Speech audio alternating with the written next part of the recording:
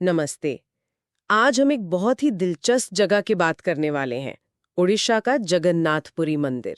हाँ, ये सिर्फ एक आस्था का बड़ा केंद्र ही नहीं है, बल्कि यहाँ कुछ ऐसी बातें भी हैं जो अ, काफी रहस्यमयी मानी जाती हैं। बिल्कुल। और हमारे पास कुछ दस्तावेज हैं, जगन्नाथपुरी अनसुलझे रहस्य और चमत्कार शीर्षक से, जिनमें ऐसी ही कुछ घटनाओं का जिक्र है। हाँ, तो आज हम इन्हीं दस्तावेजों के आधार पर मंदिर से जुड़ी कुछ ऐसी बातों पर कह सकते हैं गहन चर्चा करेंगे, जो अक्सर हमें सोचने पर मजबूर कर देती हैं। ठीक है, तो चलिए शुरू करते हैं।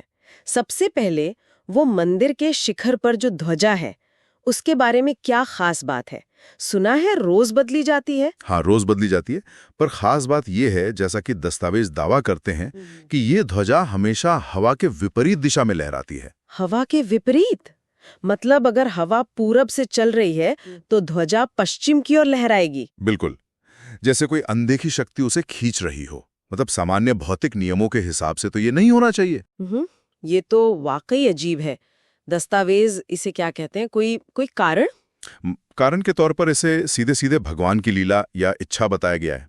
कोई वैज्ञानिक तर्क नहीं दिया गया है। अच्छा, चलिए अब दूसरे रहस्य पर आते हैं। मंदिर का जो मुख्य गुंबद है, शिखर, हाँ, उसकी छाया के बारे में भी कुछ कहा जाता है। हाँ, ये भी काफी एस्टोनिशिंग है।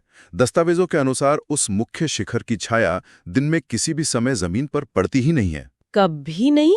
ये कैसे मुमकिन है? हर चीज की परछाई तो होती है। वही तो कहा गया है कि इस पर अध्ययन भी हुए, पर कोई ऐसा स्पष्टीकरण नहीं मिला जिस पर सब सहमत हों। भक्त इसे भगवान की माया मानते हैं। बिना छाया वाला शिखर। हम्म अच्छा, आगे बढ़ते हैं।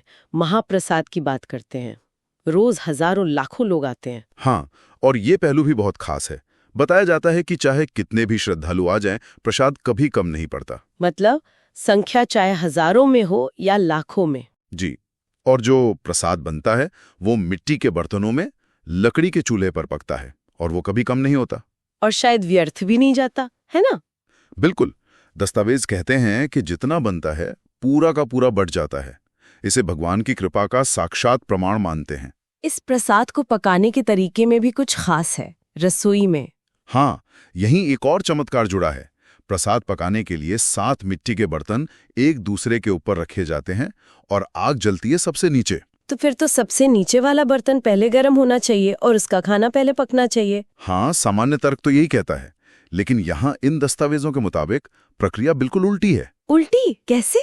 सबसे ऊपर जो 7वां बर्तन रखा होता है, उसका खाना पहले पकता है, फिर उसके नीचे छठे का, फिर 5वें का, और सबसे आखिर में उस बर्तन का खाना पकता है जो आग के सबसे करीब है, यानी सबसे नीचे वाला। ये तो विज्ञान के नियमों के एकदम उलट है।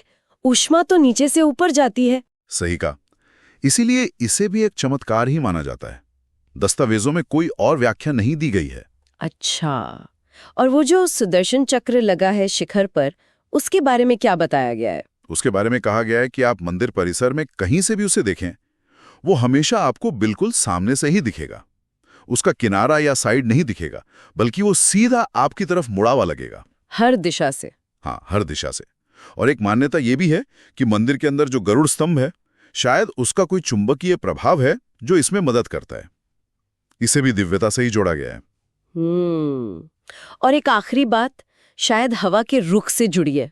पूरी तो समुद्र तट पे है। हाँ, आमतौर पे क्या होता है, दिन में हवा समुद्र से जमीन की ओर चलती है ना? हाँ, सी ब्रीज जिसे कहते हैं। बिल्कुल, लेकिन दस्तावेज बताते हैं कि पुरी में, खासकर मंदिर के पास, ये हवा उल्टी बहती है, मतलब जमीन से समुद्र की ओर। अच्छा, ये भी अजीब है। हाँ, और ये भी कहा गया है कि ये असर मंदिर के आसपास ही महसूस होता है। तो कुल मिला के देखें, इन दस्तावेजों के अनुसार यहाँ एक ही जगह पर कितनी सारी चीजें हैं जो सामान्य नियमों से हटकर हैं। हवा के खिलाफ लहराती ध्वजा, गायब छाया, कभी कम न पड़ने वाला प्रसाद, उल्टे क्रम में पकता खाना, हर तरफ से सीधा दिखने वाला चक्र और हवा का उल्टा रुख। जी, और इन दस्तावेजों का सार यही है कि इन घटनाओं का कोई सर्वमान्य वैज्ञानिक स्पष्टीकरण अभी तक नहीं है। यहाँ तर्क दिया जाता है कि जहाँ विज्ञान की सीमा आ जाती है वहीं से श्रद्धा का क्षेत्र शुरू होता है। तो ये स्रोत जगन्नाथपुरी मंदिर को आस्था और ऐसे रहस्यों के एक संगम के रूप में दिखाते हैं जो हमारी समझ को चुनौती देते हैं। इन्हें महज संयोग नहीं बल्कि दिव्यता का जीवंत प्रमाण माना गया है। बिल्कुल। और यहाँ हम एक सवाल छोड़ जाते हैं सोचने के लिए। अगर ये दावे सही हैं कि किसी एक ही स्थान पर इतनी सारी घटनाएं लगातार स्थापित वैज्ञानिक नियमों के विपरीत हो रही हैं, तो ये हमारी वास्तविकता और विश्वास के अपनी समझ पर क्या प्रश्न चिन्ह नहीं लगाता?